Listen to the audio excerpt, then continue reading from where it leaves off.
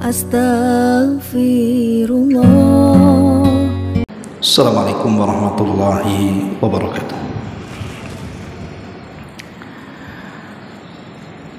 Alhamdulillah, wassalatu wassalamu ala rasulillah wa ala alihi wa sahbihi wa mawalah wa la hawla wa la quwata illa billahi wa ba'du. Alhamdulillah, segala puja subhanahu wa ta'ala. Salawat dan juga salam kita hadiahkan kepada Rasul kita Nabi besar Muhammad sallallahu alaihi wa ala alihi wasallam. Alhamdulillah, di pagi menjelang siang ini kita masih bisa berkumpul di Masjid Nidaul Ilmi. Tak lupa salawat dan juga salam kita hadiahkan kepada Rasul kita, qudwah kita dan Nabi kita Muhammad sallallahu alaihi wa ala alihi wasallam. Pembahasan di pagi menjelang siang ini kita akan membahas tentang beberapa amalan yang akan membuat menyesal kita di akhirat kalau tidak mengamalkannya. Jadi amalan-amalan ini kelak akan menjadi penyesalan bagi kita pada hari kiamat apabila kita tidak segera melakukannya di dunia. Inilah pembahasan yang kita akan bahas di hari ini. Ma'asyiral muslimat yang dimuliakan Allah Subhanahu wa ta'ala, kita tahu bahwa kehidupan dunia ini adalah tempat berlomba-lombanya kita memperbanyak amalan saleh. Makanya di banyak ayat dalam Al-Quran Allah Subhanahu wa ta'ala mengisyaratkan akan itu. Seperti Allah menyebut dalam surah Al-Imran ayat 133, wasari'u ila magfiratin mir rabbikum wa jannatin arduhas samawati wal ardu uiddat lil muttaqin. Bersegeralah kalian menuju ampunan dari Rabb kalian, karena surga yang luasnya selangit dan sebumi itu diperuntukkan untuk orang-orang yang bertakwa. Dalam ayat ini Allah menyuruh kita untuk berlomba-lomba dalam kebaikan. Wasari'u ila maghfirah. Berlomba-lombalah kalian untuk mendapatkan ampunan Allah. Dan Allah juga mengatakan dalam surah Al-Hadid 21-nya, sabiqu ila maghfirati mir rabbikum wa jannatin arduha ka ardis samai wal ardi. Berlomba-lombalah kalian untuk mencapai ampunan Allah, karena surga yang luasnya seluas langit dan bumi diperuntukkan untuk mereka. Kemudian juga Allah Subhanahu wa ta'ala menyebutkan dalam surah Al-Waqiah ayat 10 sampai 11, as-sabiquna as-sabiqun ulaikal muqarrabun. As-sabiquna as-sabiqun artinya orang-orang yang mereka berlomba-lomba untuk menjadi manusia-manusia yang dekat dengan Allah Subhanahu wa ta'ala. Merekalah muqarrabun, orang yang didekatkan dengan Allah. Dan Allah Subhanahu wa ta'ala juga mengatakan dalam surah Al-Mutaffifin ayat 26, wa fi dzalika falyatanafasil mutanafisun. Karena yang demikian itulah maka berlomba-lombalah kalian orang-orang yang mengejar kebaikan. Dan Allah juga katakan fastabiqul khairat, berlomba-lombalah kalian dalam kebaikan. Dari ayat-ayat ini kita tahu bahwa kehidupan di dunia ini adalah lapangan perlombaan. Di dunia ini tempat kita berlomba-lomba. Karena orang yang lambat amalannya itu tidak bisa dikejar nasabnya. Kata Nabi SAW, man batta'a bihi amaluhu lam yusri' bihi nasabuhu. Orang kalau lambat amalnya, kata Rasul, tidak mungkin dikejar nasabnya. Walaupun nasabnya keturunan Nabi sekalipun, atau dikenal dengan Habib, Sayyid, Syarif, atau apalah namanya, yang mengaku keturunan Nabi. Kalau amalan mereka lambat, maka nasab mereka tidak mungkin mengejar amalannya. Karena yang menentukan orang masuk surga itu dengan amalannya, bukan dengan nasabnya. Makanya Nabi SAW mengatakan kepada putrinya sendiri, Fatimah, ya Fatimah binta Muhammadin salini ma syi'ti la ugni anki minallahi syai'an. Wahai Fatimah putri Muhammad, mintalah segala sesuatunya di dunia, karena di akhirat aku tidak bisa menolong engkau kecuali dengan amalannya. Lihat bagaimana Nabi SAW tidak bisa menolong Fatimah dari azab Allah, bahkan tidak bisa menolong keluarga-keluarga yang lain dari azab Allah Subhanahu wa ta'ala, kalau hanya mementingkan nasab. Karena yang bisa menghalangi manusia dari azab Allah itu adalah amal solehnya. Makanya mumpung di dunia ini perbanyak amal soleh, karena nanti di akhirat kita akan dibuat menyesal akan perbuatan kita sendiri di dunia. Seperti Allah Subhanahu wa ta'ala berfirman dalam surah Fatir 37, wa hum yastarihuna fiha rabbana akhrijna na'mal salihan ghairal ladzi kunna na'mal. Mereka penduduk neraka itu menjerit-jerit kesakitan karena azab Allah. Mereka pun berdoa, ya Rabb, keluarkan kami dari neraka ini, kami akan ke dunia lagi, berikan kesempatan kami untuk beramal saleh, karena dulu banyak amal-amal saleh yang kami tinggalkan. Mulai mereka melakukan penyesalan di sini. Tapi apa jawaban Allah Subhanahu wa ta'ala? Awalam nu'ammirkum ma yatadzakkaru fihi man tadzakkar. Bukankah di dunia, kata Allah, aku sudah memberikan usia yang panjang kepadamu, dan sudah kukirim orang-orang yang akan memberikan peringatan kepadamu. Kemanakan usiamu, dan kenapa pemberi peringatan kau tidak mendengarkannya? Lihat bagaimana orang-orang yang selama di dunia itu kurang amalnya, maka mereka akan menyesal nanti pada hari kiamat dan meminta dikembalikan ke dunia. Mungkin, mustahil. Ma'asyiral muslimat yang dimuliakan Allah Subhanahu wa ta'ala, bahkan disebutkan dalam surah As-Sajdah ayat 12, Allah mengatakan, walau tara idil mujrimuna nakisu ru'usihim inda rabbihim rabbana absarna wa sami'na farji'na na'mal salihan inna muqinun.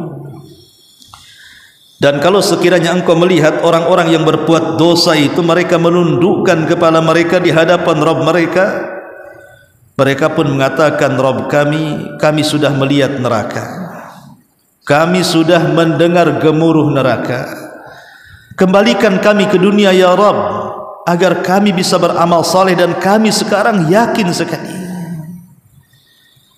Lihat ayat ini juga menggambarkan orang-orang yang banyak melakukan dosa di dunia dan sedikit melakukan amal saleh di dunia, kemudian di akhirat mereka diperlihatkan neraka, baru mereka mengatakan absarna wa sami'na, kami sudah melihat dan kami mendengar gemuruhnya. kemudian mereka menyesal dan mengatakan farji'na na'mal salihan, kembalikan kami wahai Rabb ke dunia, kami akan beramal saleh. Mungkin, mustahil. Makanya kenapa Allah Subhanahu wa taala mengatakan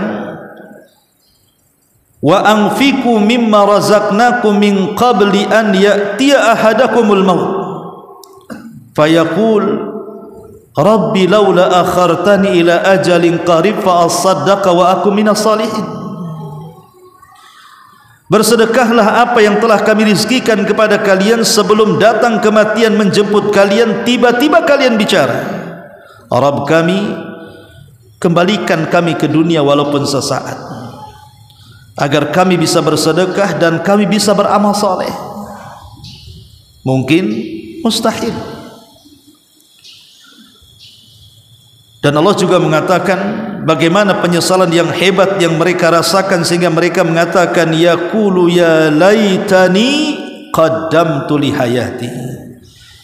Mereka mengatakan kelak pada hari kiamat, duhai celaka aku, duhai celaka aku, qaddamtu li hayati, apa yang telah aku lakukan selama perjalanan hidupku, apa yang akan aku serahkan ke hadapan Allah dengan perjalanan kehidupanku yang penuh dengan maksiat dan sedikit amal. Ma'asyiral muslimat yang dimuliakan Allah Subhanahu wa taala, jangan lagi cerita nanti pada hari kiamat. Ketika kita meninggal dunia saja, baru masuk dalam kubur, penyesalan itu sudah ada. Sebagaimana Allah mengatakan hatta idza jaa ahadahumul mautu qala rabbirji'uni. Ketika salah seorang di antara kalian dijemput kematiannya, dia pun mengatakan ya Rabb, kembalikan aku ke dunia, la'alli a'malu salihan, agar aku bisa beramal saleh. Tapi apa jawaban Allah?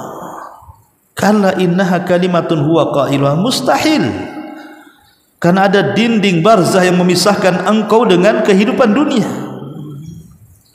Lah apakah penyesalan-penyesalan itu harus kita katakan kelak setelah kematian, atau harus kita katakan setelah kiamat dibangkitkan kemudian dihadapkan di hadapan Allah baru kita berdoa kecelakaan akan diri sendiri dan menyesal dan ingin dikembalikan ke dunia, padahal itu adalah mustahil? Lah, maka sebelum itu terjadi, maka amalkan amalan-amalan yang dijelaskan oleh para ulama, supaya amalan-amalan ini tidak menjadi penyesalan kita pada hari kiamat kalau kita tidak mengamalkannya di dunia. Apa saja amalan itu? Ma'asyiral muslimat yang dimuliakan Allah Subhanahu wa taala, yang pertama, jaga salat, terutama salat 5 waktu, karena itu salat yang diwajibkan kepada kita. Kenapa saya katakan amalan yang pertama adalah jaga salat? Karena salat ini kalau sampai ditinggalkan, maka ada neraka khusus yang Allah Subhanahu wa taala sediakan kepada mereka. Apa nerakanya? Saqar. Allah Subhanahu wa taala mengatakan ma salakakum fi saqar. Kenapa kalian bisa masuk ke neraka Saqar, kata Allah? Apa penduduk neraka mengatakan? Qalu lam naku minal musallin, karena dulu di dunia kami tidak pernah sholat. Tegas-tegas ahli Saqar ini mengatakan karena kami di dunia dulu tidak pernah sholat, baru mereka merasakan. Apa nunggu masuk neraka Saqar kemudian dia berpikir ingin balik ke dunia dan berjanji ingin sholat? Mustahil. Maka jangan pernah tinggalkan sholat. Apalagi sholat sendiri adalah amalan yang pertama kali dihisab di hadapan Allah Subhanahu wa taala. Kata Nabi SAW, awal ma yuhasabu bihil abdu yawmal qiyamah salatuhu, faman saluhat salatuhu saluha sairu amalihi, wa man fasadat salatuhu fasada sairu amalihi. Kata Rasul, amalan yang pertama kali dihisab di hadapan Allah adalah salatnya. Kalau salatnya baik, maka menentukan kebaikan amal yang lainnya. Tapi kalau salatnya sangat buruk, juga akan mengecewakan amal-amalan yang lainnya, merusak amal-amal yang lainnya. Maka jangan pernah tinggalkan salat. Kita lihat di masyarakat kan, bukan? Ada orang-orang yang meninggalkan salat itu, subhanallah, saya pun heran. KTP mereka muslim, kalau dibilang kafir marah. Tapi kalau tidak salat, nyantai saja tuh. Coba aja bu, datang kepada orang yang tidak pernah salat, ibu katakan kafir, marah enggak tuh? Marahlah bu, enak kali aku kafir. Tengok nih KTP ku, tak ada Nasrani, tak ada Yahudi, aku muslim. Lah kalau KTP-nya muslim, salat dong. Karena salat itu yang membedakan mukmin dan kafir masalahnya. Tapi biasa saja di masyarakat itu, kayak tak ada beban orang tak salat itu. Saya pun heran, ya. Padahal Nabi SAW sampai mengatakan, man hafadha 'alaiha kanat lahu nuran wa burhanan wa najatan yaumal qiyamah, wa man lam yuhafid 'alaiha lam yakun lahu nurun wa burhanun wa najatun wa kana yaumal qiyamati ma'a Qarun wa Fir'aun wa Haman wa Ubay ibn Khalafin. Apa kata Rasul? Siapa yang menjaga 5 waktu salat, maka dia akan diberikan cahaya, akan diberikan bukti, akan diberikan keselamatan pada hari kiamat. Cahaya, bukti dan keselamatan pada hari kiamat. Tapi orang yang tidak menjaga salat, kata Rasul, dia tidak akan dapat cahaya, gelap hidupnya, dunia ataupun akhirat. Tidak akan dapat bukti sebagai hujjah dia di hadapan Allah Subhanahu wa taala. Bahkan dia tidak akan selamat. Dan nanti pada hari kiamat orang-orang ini akan dimasukkan satu neraka dengan Qarun, dengan Fir'aun, dengan Haman, dan dengan Ubay ibn Khalaf. Maka jangan sampai meninggalkan salat. Saya kira ibu-ibu yang hadir di sini insyaallah tidak mungkin meninggalkan salat. Mudah-mudahan. Tapi terkadang saya, ibu kan kadang-kadang punya saudara, punya kerabat, punya kawan, punya tetangga. Ibu bisa lihat kan, mesti di antara kerabat kita, keluarga kita, tetangga gitu ada yang enggak salat kan? Kan kita heran gitu kan. Kita ini sedang bertetangga dengan seorang muslim ke dengan seorang kafir? Kita ini satu keluarga dengan seorang muslim ke dengan orang kafir? Maka ajak mereka salat. Katakan sebelum kau menyesal di akhirat, salat sekarang. Karena nanti setelah kematian tidak ada kesempatan lagi untuk salat. Bahkan engkau disolati orang lagi. Ini yang pertama. Yang kedua, amalan yang jangan sampai ditinggalkan, dan kalau ditinggalkan akan membuat penyesalan pada hari kiamat, malas untuk istighfar. Jangan malas istighfar. Karena saya, ibu atau siapapun tidak lepas daripada dosa. Manusia itu loh, sarangnya dosa, tempatnya salah. Kalau ada orang mengatakan aku tidak pernah berbuat dosa, Ustaz, kadzab, dusta engkau. Mana ada orang tidak berbuat dosa? Sehari-hari kita ini berbuat dosa. Tidak dosa mata, dosa telinga. Tidak dosa telinga, dosa lisan. Tidak dosa lisan, dosa pikiran. Tidak dosa pikiran, ya dosa tangan. Tidak dosa tangan, ya dosa kaki. Tidak dosa kaki, ya dosa badan. Setiap hari kita ini nampaknya wajib berbuat dosa. Siapa yang lepas dari dosa? Kita bukan nabi yang maksum. Karena kita ini senantiasa kemudian terjerumus kepada dosa, baik dosa kecil ataupun besar. Dan kalaupun seandainya ada orang-orang yang mungkin berusaha untuk melaksanakan ibadah, melaksanakan ketaatan. Tapi berapa banyak ibadah yang diwajibkan kepada kita itu, Bu, kita meremehkannya. Berapa banyak kewajiban yang kita remehkan coba. Ibu selaku ibu rumah tangga saja contohnya.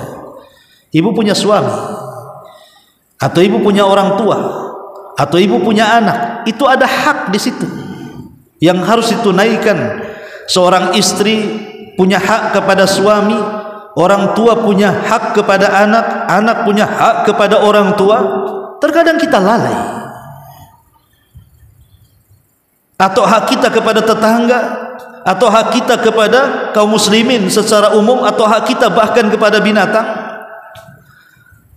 atau lebih daripada itu hak kita kepada Allah Subhanahu wa ta'ala.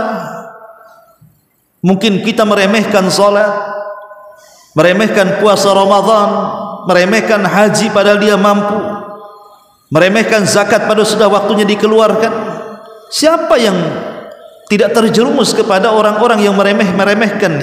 Boleh jadi kita di dalamnya, ataupun boleh jadi mungkin kita sudah berusaha, salat 5 waktu tidak pernah tinggal, puasa Ramadan tidak pernah tinggal, haji ya sudah dilaksanakan, zakatnya setiap tahun dikeluarkan. Tapi ingat, setiap kita melaksanakan ibadah itu tidak ada ceritanya 100% dapat pahala, pasti kurang dari 100%. Contoh ibu sholat, mungkin dalam sholat ibu melamun mikir utang, mungkin dalam sholat ibu juga stres mikir anak, mungkin dalam sholat ibu stres mikir suami yang mau kawin lagi, mungkin dalam sholat ibu stres karena diganggu tetangganya, diganggu dengan ucapan kawannya, difitnah, dibuli, digibah, macam-macam kan, Bu. Lah karena 3 perkara ini, Bu. Pertama, karena kita tidak mungkin lepas daripada maksiat.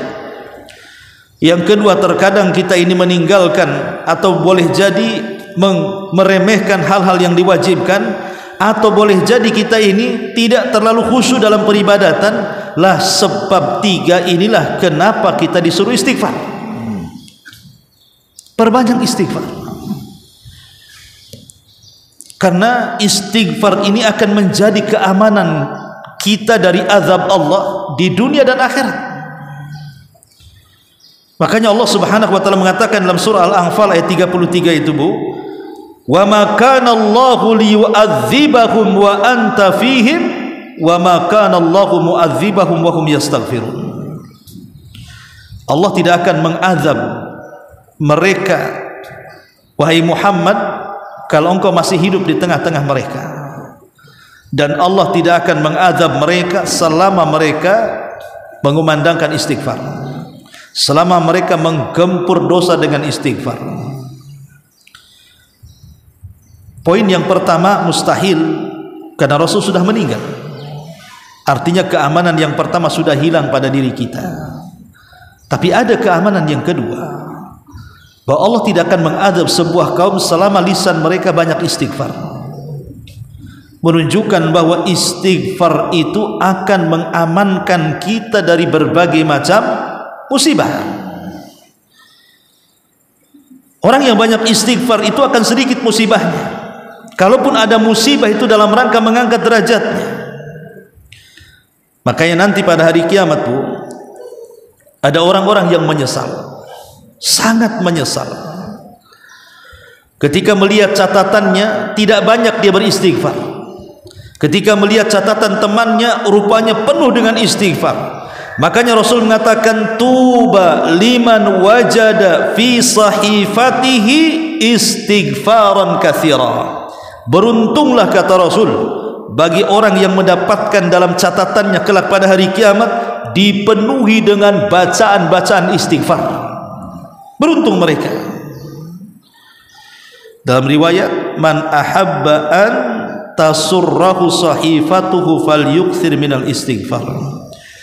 Barang siapa yang cinta di mana catatannya akan membahagiakan dia pada hari kiamat, perbanyaklah istighfar di dunia, kata Rasul. Maka sebelum kita menyesal pada hari kiamat, Maka amalan yang kedua, perbanyak istighfar. Apalagi istighfar sendiri, Rasul mengatakan, man lazimal istighfar ja'alallahu min kulli hammin faraja wa min kulli dhikin makhraja wa razaqahu Allahu min haitsu la ta'lamun. Siapa yang melazimkan istighfar, maka kesulitannya akan datang kemudahan, keperitannya akan datang kesenangan, dan Allah akan berikan rizki dari arah yang tidak disangka-sangka. Apalah susahnya istighfar, Bu? Hanya ngomong astagfirullahaladzim. Jadi kalau ibu melakukan dosa habis ghibah, astagfirullahaladzim. Jangan astagfirullahaladzim tapi mulutnya ghibahin orang, Bu. Ya, maksudnya kalau kita sudah tahu ini salah, cepat minta ampun kepada Allah. Kalau itu dosa dengan seorang hamba, cepat minta maafnya. Ini yang kedua. Yang ketiga,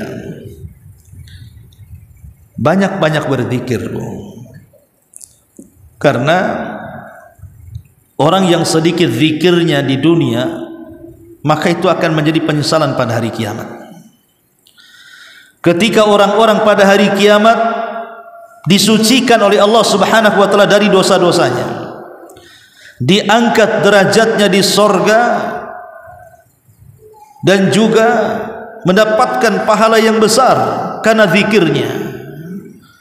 Rupanya kita melihat mereka yang mendapatkan keutamaan-keutamaan itu ada pada orang lain, disitulah timbul penyesalan.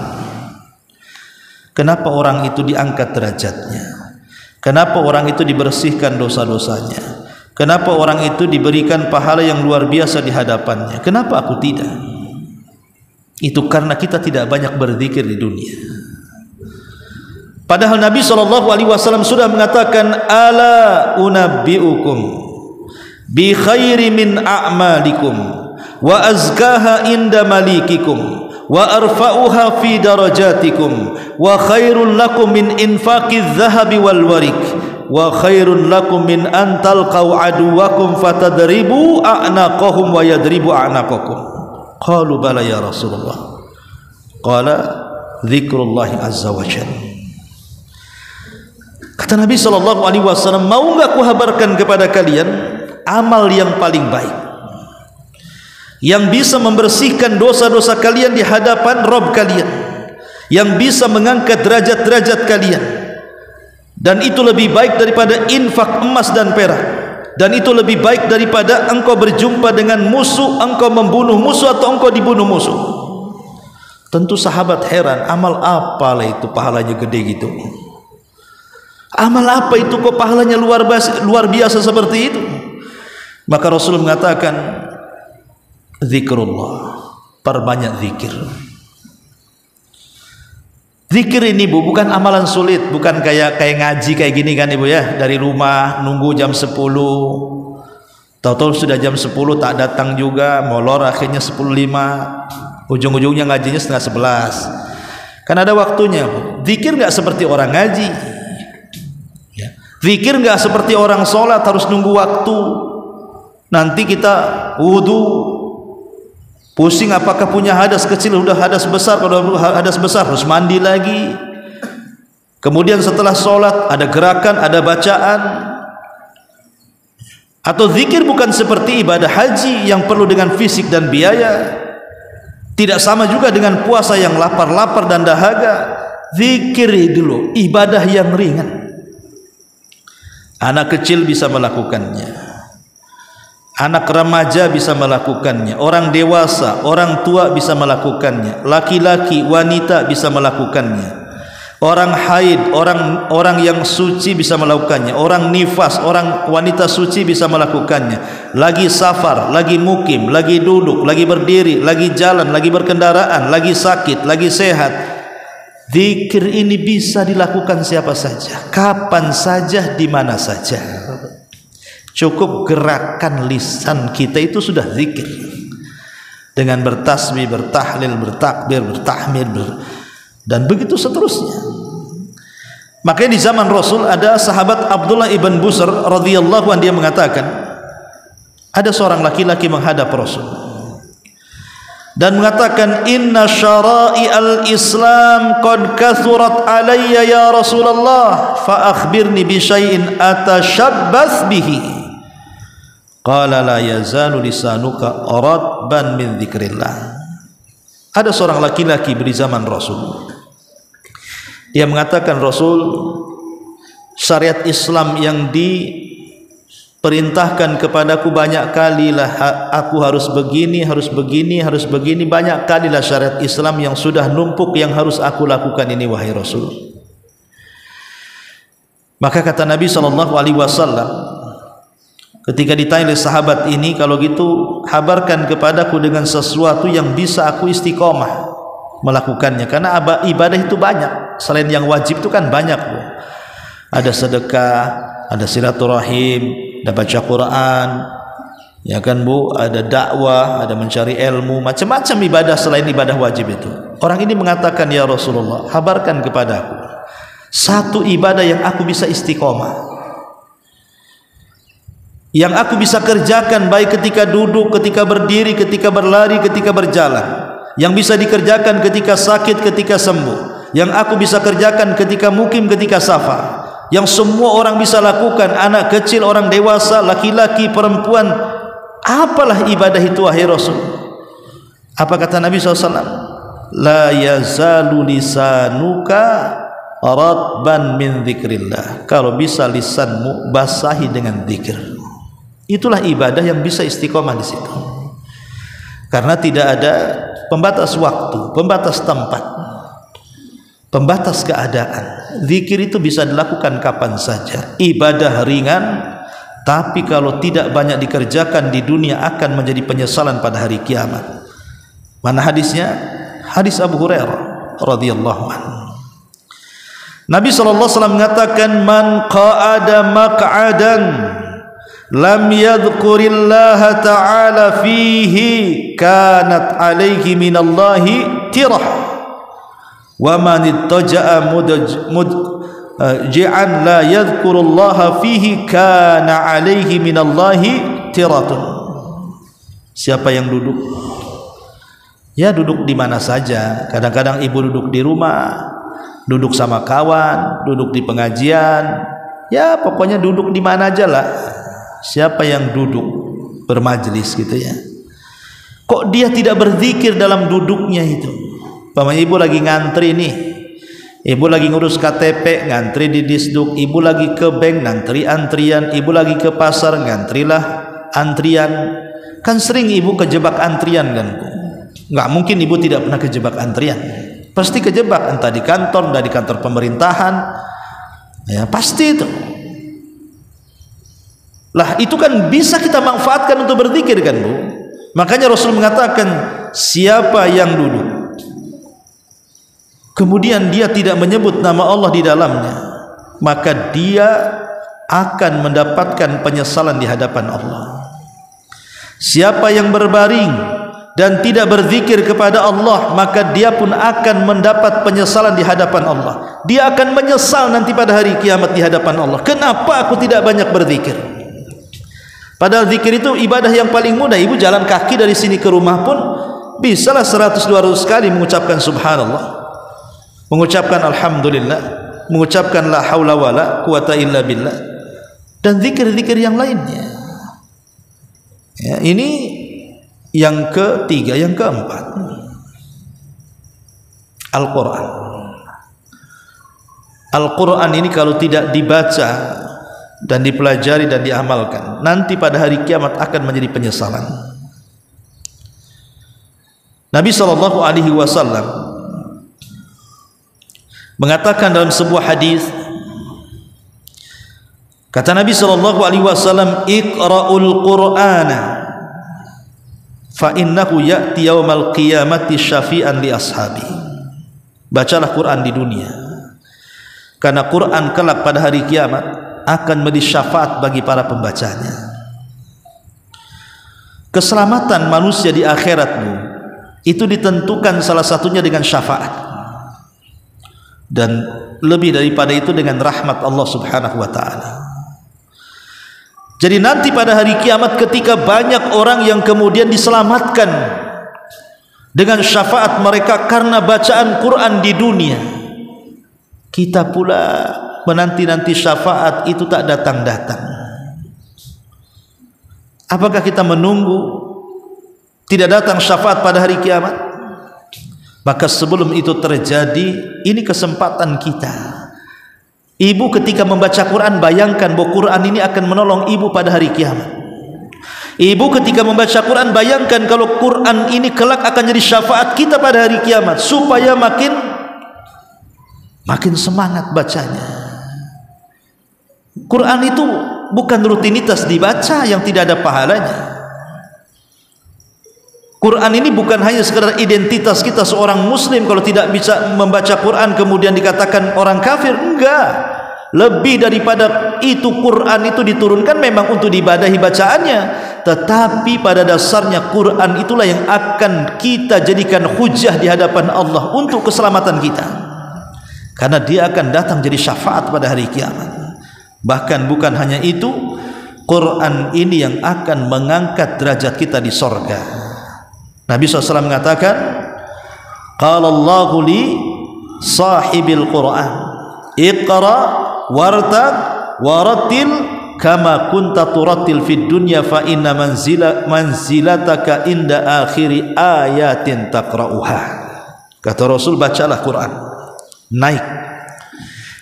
Artinya pada hari kiamat Allah akan memanggil orang-orang yang suka baca Quran, dikumpulkan oleh Allah.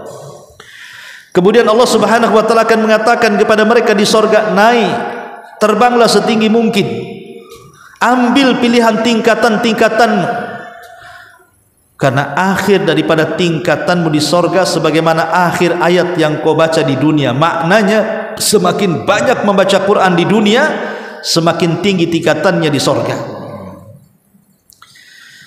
Maka bacalah Quran, bu, entah sehari selembar, setengah lembar, jadilah. Habis subuh, habis asar, malam, kan? Entah dari mushaf, entah dari hafalan, bacalah Quran. Ini yang keempat. Yang kelima, sedekah. Ibu jangan bakhil bersedekah, karena ayat-ayat yang tadi saya baca di muqaddimah, di antara penyesalan manusia pada hari kiamat ketika mereka tidak banyak bersedekah di dunia. Sehingga Allah Subhanahu wa taala mengatakan, Rabbi laula akhartani ila ajalin qarib la asaddaqa wa akum minas salihin. Ya Rabb, kalau kau hidupkan aku sesaat ke dunia, maka yang pertama kali kulakukan adalah sedekah. Jadi cita-citanya penduduk kubur, bu, kalau seandainya mereka bangkit ke dunia, yang pertama kali yang mereka lakukan itu sedekah. Dan subhanallah, setiap pagi Allah itu mengirim 2 malaikat, bu. Setiap pagi Allah itu mengirim malaikat, 2 malaikat, di mana satunya mengatakan Allahumma timumfikan khalafa. Ya Allah, kata malaikat ini, kalau hari ini ada orang yang sedekah, lipat-lipat gandakan tuh hartanya.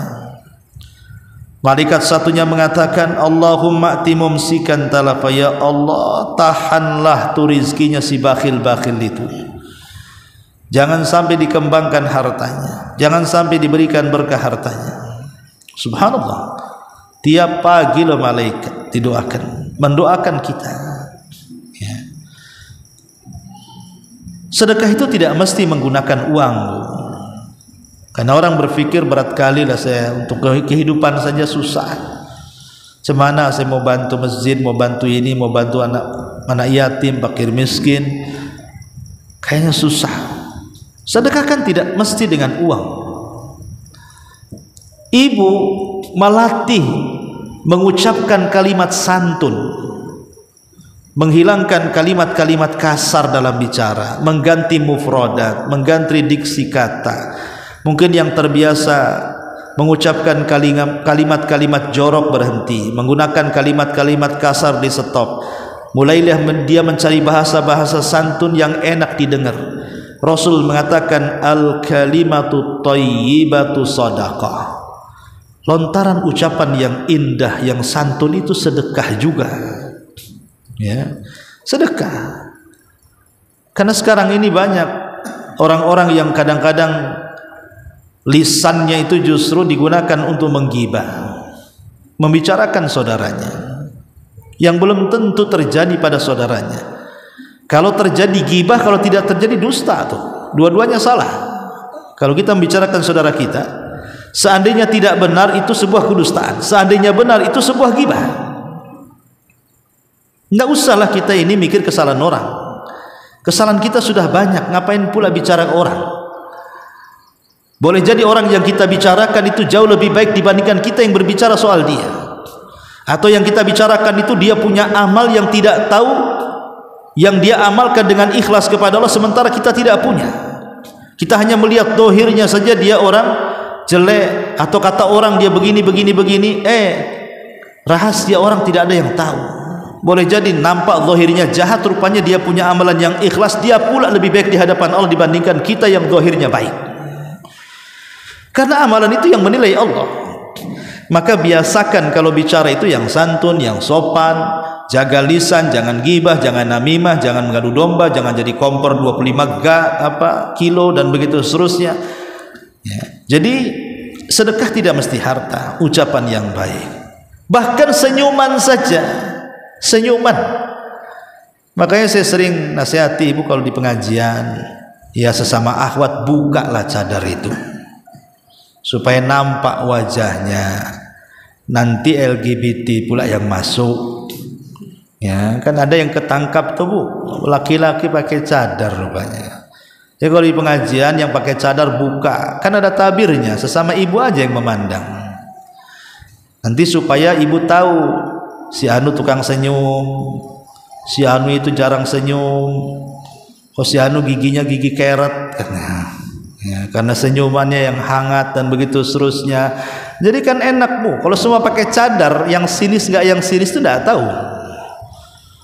Dan itu keakraban, jadi kan tahu mukanya, oh si anu, kan enak Bu.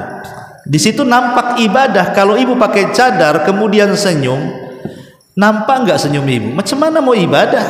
Ibadahnya terhalang.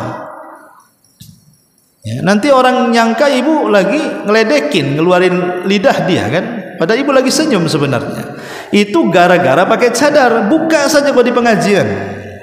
Ya kecuali kalau pengajiannya nggak pakai tabir, nampak ustadznya, ya nggak usah kan. Tapi kalau sesama ibu ada tabirnya nampak gini kan nggak ada masalah Bu. Ya. Jadi sekali lagi ya, kalau seandainya kalau dimutlakan kalimat sedekah ya identik dengan uang kan itu ya. Tapi kalau kita tidak punya uang karena berat dengan kebutuhan, bisa dengan sedekah lainnya.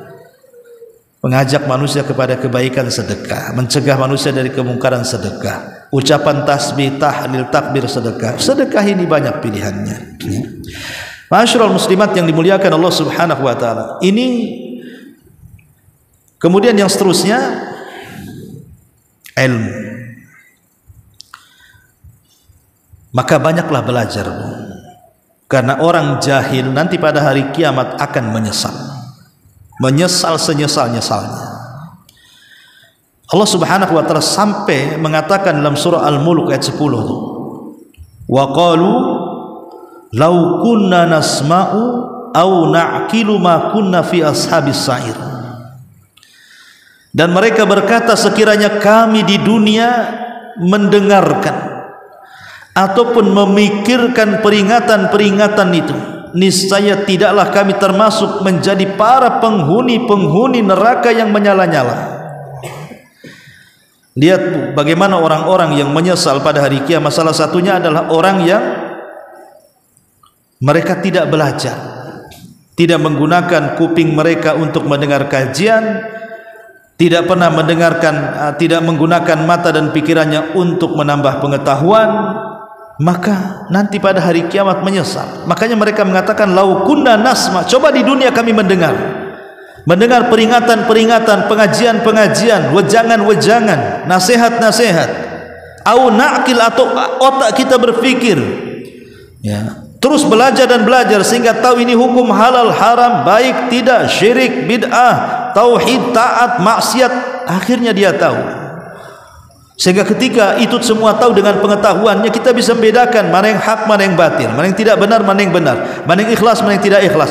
Dia berjalan dengan kebaikan di dunia. Sementara orang-orang yang tidak punya pengetahuan akhirnya mencampur adukan kebaikan dengan keburukan, mencampur adukan sunnah dengan bid'ah, syirik dengan tauhid, taat dengan maksiat. Akhirnya amalan ditolak di hadapan Allah. Menyesal dia, kenapa dulu di dunia kami tidak belajar? Maka alhamdulillah kalau ibu diberikan kesempatan bisa duduk di majelis taklim, di pengajian manapun, kalau ada kesempatan duduk di majelis taklim, duduk. Karena duduknya saja, Bu, anggaplah ibu tidak paham ataupun pulang bingung apa yang diucapkan ustaz ini, ngalor ngidul ngetan ngulon gak jelas ini, tetap ibu dapat pahala. Pahalanya apa? Diampuni dosa-dosanya. Datang ke majelis taklim bawa dosa, pulang sudah bersih dosanya. Kan enak, Bu? Kan enak. Jangankan yang sengaja datang ke majelis taklim, Bu, yang tidak sengaja. Ada orang datang ke ibu nagih utang. Gak apa-apa, Bu, ya, contohnya nagih utang. Berarti ibu punya utang tuh. Kata orang rumah itu, ibu lagi pengajian di Nidal Ilmi, akhirnya yang nagih hutang nunggulah dia datang ke masjid ikut duduk. Ibu was-was, kenapa orang ini di sini? Lah orang yang nagih hutang ini tanpa sadar dia duduk di majelis taklim karena nunggu ibu ikut dengarkan pengajian. Sahabat mengatakan, ya Rasul, apakah orang seperti itu juga sama dapat pahala? Maka Rasul mengatakan, ya. Maka orang itu adalah orang yang teman-temannya tidak mungkin mencelakakan dia. Dia pun akan diampuni dosa-dosanya. Itu yang tidak sengaja datang, Bu. Apalagi yang sengaja datang, memang ingin datang ke pengajian, man salaka tariqan yaltamisu fihi ilman sahhalallahu bihi tariqan ilal jannah. Siapa yang melangkahkan kakinya menuju tempat kajian dalam rangka mencari ilmu agama, Allah mudahkan jalannya ke surga. Maka jangan malas belajar. Alhamdulillah Allah mudahkan sekarang lewat YouTube. Ya, bisalah kita belajar lewat YouTube. Ustaz-ustaz sudah banyak yang live di YouTube, lewat Facebook, lewat Instagram, lewat TikTok. Ya, ini mah lain. Yang dipegang handphone drakor yang ditonton, yang dipegang handphone TikTok orang joget-joget yang ditonton, atau shot yang lucu-lucu ibu ketawa sendiri kayak orang gila. Ya, kadang aneh-aneh orang yang diberikan kemudahan belajar, mah yang lain pula kemudian dipakai. Maka gunakanlah nikmat Allah itu, jangan sampai Allah sindir. Fabi ayyi ala'i rabbikuma tukadziban, nikmat mana lagi yang akan kudustakan? Allah sudah mudahkan semuanya. Ya. Dan yang terakhir, karena waktu juga, adalah berdakwah. Dakwah itu bukan hanya tugas ustadz seperti saya begini nyampaikan nasihat, tidak. Dakwah itu kewajiban semua orang, termasuk ibu. Mengajak manusia kepada kebaikan, mencegah manusia dari keburukan, tanggung jawab semua orang. Minimalnya lingkup yang paling kecil dalam keluarga lah kan. Ibu nasihati anak ya untuk sholat, nasihati anak suruh ngaji supaya jadi anak soleh, mencegah anak jangan sampai kena mabuk, kena narkoba, kena pergaulan bebas. Pokoknya yang positif-positif itu juga bagian daripada dakwah kan. Atau ngajak tetangga ke majelis ilmu, itu bagian daripada dakwah. Jadi kalau bisa, apalagi sekarang kan di handphone ibu sudah, masing-masing ibu sudah pegang handphone, ada yang punya 2, ada yang punya 3, yang punya 5 bingung tuh pegangnya. Lah ini kalau memang ibu bisa manfaatkan untuk dakwah kan bisa, Bu. Ibu mamanya nulis status yang bagus-bagus gitu ya, copy paste jadilah ya. Tapi referensinya harus dicantumkan. Jangan pula tulisan orang di situ tulisan dikasih nama ibu pula dibawa, kayak hebat aja ibu tuh. Padahal kopas itu ya. Ya dicantumkan di situ. Ini ustadz ini yang ngomong, atau syekh ini fatwanya syekh ini, sebar kan itu ya. Tapi yang sohe-sohe, jangan hoak-hoak pula disebarkan. Jadi itu bagian daripada dakwah coba.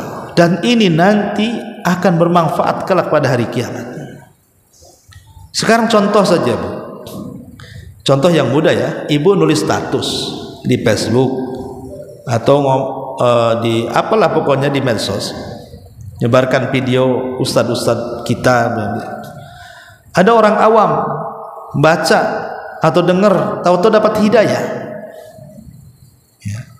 Ketika kita menyebarkan sebuah dakwah, yang nonton kita atau yang copy paste kita itu entah berapa ribu, kita tidak tahu siapa mereka yang menerima atau yang tersentuh dengan kata-kata kita atau dengan ucapan kita. Akhirnya dia sadar. Coba bayangkan, tanpa sadar kita sudah menabung dengan tabungan yang sangat banyak sekali. Karena bagaimanapun dakwah itu multi level pahala, Bu. Semakin orang yang kita dakwahi sadar, semakin banyak pahala kita. Dan mereka, orang-orang yang didakwai dan dapat hidayah itu kelak akan jadi syafaat kita juga kalau mereka jadi orang soleh. Mereka akan memberikan doa-doa terbaik untuk kita yang menyadarkan mereka. Makanya ya setiap hari kalau bisa berdakwah, ya menasihati keluarga, tetangga, kawan, atau nge-share atau apa gitu ya. Jangan sampai kemudian ada sisa-sisa waktu itu yang berlalu begitu saja.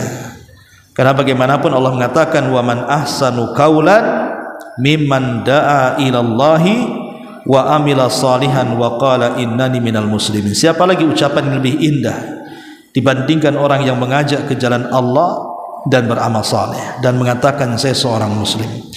Wallahu a'lam bishawab. Sampai di sini. Kalau ada yang mau bertanya silahkan. Kalau tidak kita tutup. Iya. Waalaikumsalam. Ibu hamil dan menyusui yang banyak utang puasanya dengan berfidyah, apakah harus kodok puasa lagi setelah dia tidak menyusui lagi? Iya. Saya mengambil fatwa daripada Syekh bin Baz rahimahullah taala ketika ditanya apakah ibu hamil dan menyusui itu harus mengqadha atau cukup bayar fidyah. Ada 3 perselisihan ulama. Secara singkat ada yang mengatakan cukup fidyah, ada yang mengatakan harus qadha, ada yang mengatakan qadha dan fidyah. Tapi Syekh bin Baz memilih bahwa ibu hamil dan menyusui posisinya sama dengan seorang musafir. Ketika Allah Subhanahu wa taala mengatakan wa man kanat maridan aw ala safarin fa iddatu min ayyamin ukhra wa 'alal ladzina yutiqunahu fidyatu ta'amu miskin. Jadi ketika seseorang sakit kata Allah ataupun safar kemudian berbuka, maka qadhanya di hari-hari yang lain. Adapun orang-orang yang tidak sanggup berpuasa, maka dia bayar fidyah. Ulama berselisih maksudnya orang yang tidak sanggup berpuasa bayar fidyah ini siapa? Ada yang mengatakan pertama orang sakit yang tidak diharapkan kesembuhannya. Kata dokter ini permanen sakitnya, tidak mungkin sembuh, sehingga dia tidak bisa puasa, maka cukup fidyah saja. Yang kedua, orang tua renta yang sudah sepuh, nggak tahan lagi menahan lapar dan haus, mau diapakan lagi orang tua, maka cukup bayar fidyah. Kemudian wanita hamil dan menyusui, inilah yang menjadi khilaf. Apakah dimasukkan seperti orang sakit yang tidak diharapkan kesembuhannya dan seperti kakek-kakek yang sudah tidak sanggup, ataukah dimasukkan seperti orang sakit dan orang safar? Nah, Syekh bin Baz mengatakan bahwa orang sakit dan orang yang menyusui dan orang hamil itu sama dengan orang sakit yang bisa disembuhkan atau sama dengan seorang musafir, sehingga harus mengqadha tanpa fidyah. Ya, itu fatwa beliau. Dia mengqadha puasanya. Ini pendapat beliau. Ya, saya hanya menukilkan saja. Dan banyak berpendapat dengan pendapat ini. Walaupun ada yang mengatakan lihat apakah dia takut kepada janinnya ataukah takut kepada ibunya. Kalau itu yang terjadi harus qadha dan fidyah. Ada yang mengatakan juga tidak perlu dua-duanya, yang penting fidyah saja. Yaitu terpulang kepada keyakinan kita mana yang lebih kuat dari pendapat para ulama ini. Bagi yang mengatakan cukup fidyah, ya fidyah saja. Bagi yang mengikut pendapat ya qadha saja. Bagi yang mengatakan qadha dan fidyah, ya dua-duanya, kan gitu. Karena masalah fikih itu masalah yang luas. Cuman kalau ibu tanya kepada saya, ya saya lebih memilih pendapat Syekh bin Baz bahwa orang yang menyusui dan orang yang hamil itu sama dengan musafir. Artinya dia cukup mengqadha saja kalau selesai menyusuinya atau selesai kehamilannya. Wallahu a'lam. Baik, sampai di sini. Kalau tidak ada yang bertanya, kita tutup. Subhanaka bihamdika asyhadu an la ilaha illa anta astaghfiruka wa atubu ilaik. Allahu ta'ala alam. Assalamualaikum warahmatullahi wabarakatuh.